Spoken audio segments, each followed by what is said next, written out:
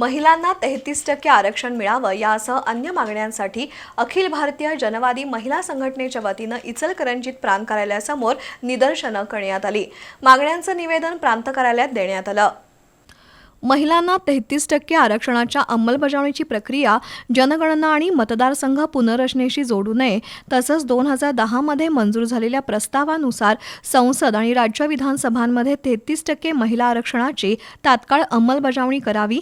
Gas cylinder वितरणाचा कालावधी 46 दिवसांवरून कमी करून 21 दिवसांपर्यंत आणावा। शासकीय योजनांसाठी आवश्यक असलेले उत्पन्न दाखले वेळेत मिळत नाहीत, त्यामुळे तलाठी स्तरावर प्रलंबित असलेले 21,000 आणि 44,000 रुपयांचे उत्पन्न दाखले तातडीने देण्यात यावेत। शहरी भागासाठी 59,000 आणि पेन्शनसाठी 21,000 रुपयांचे दाखले उपलब्ध करून द्यावेत। महिलांवरील अत्याचार करणाऱ्यांवर कठोर कारवाई करावी, या मागण्यांसाठी प्रांत कार्यालयासमोर निदर्शनं करण्यात आली। यावेळी मुमताज हैदर, चंद्रकला मगदूम, ललिता हुलले, पार्वती मेहत्रे, सुलोचना नीलकंठ यांच्यासह महिला उपस्थित होत्या।